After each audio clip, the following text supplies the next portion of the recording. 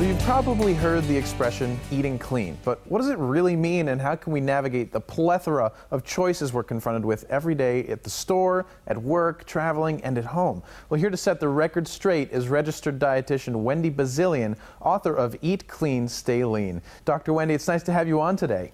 Thanks for having me on, Alex. It's a delight to be here because I think it's such an important topic. I am so proud of the book, but it's an important topic for us all to figure out and navigate around in our clean eating world, which can be fraught with challenges. It is challenging. So the term clean eating kind of gets thrown around a lot, but what does it really mean?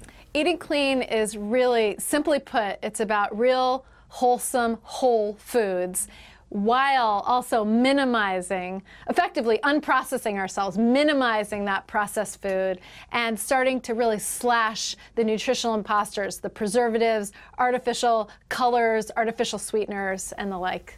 Nice. I feel healthy already. Now, I see you have some delicious looking food there in front of you. Can you take us through a day of clean eating? A day of clean eating, I'd be delighted. And you know, we can digest the information, but to get the real benefit, you got to eat the food. So here, starting with breakfast, we've got apples, you know, in season. This is an apple pie smoothie. It's got almond butter, it's got some oats, and it's called apple pie. Who wouldn't like that? It's paired with cinnamon, and cinnamon is such a red hot, warming fall flavor as well. So that's a wonderful one. And then sticking with the apple pie theme, I have an apple pie yogurt parfait with some homemade oats, so a little bit of granola on top and some of that Greek yogurt. Both of them are really easy to put together for a morning on the go and portable.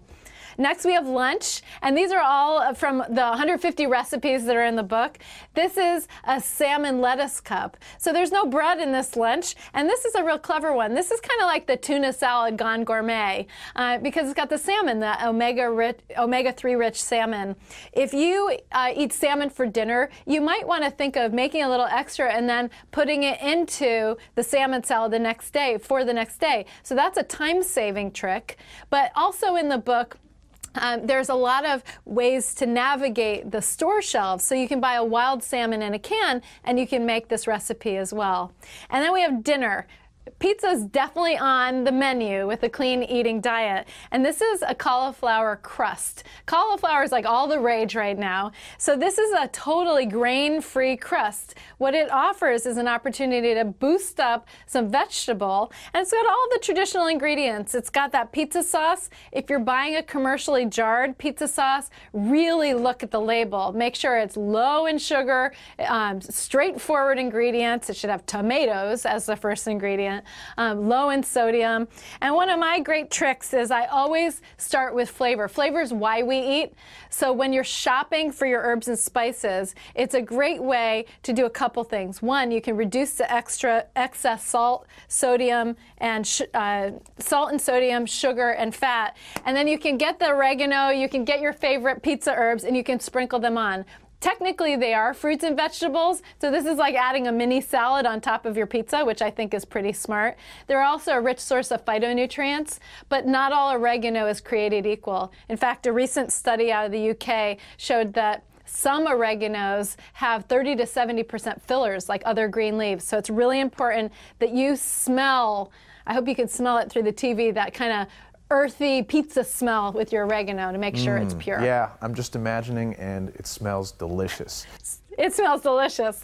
And obviously we can see all these tips in your book, right? All these tips are in the book. All the recipes are in the book. EatClean.com is a great resource for the strategies, and an e-course where we can interact in person around the book, which is a fun thing to do.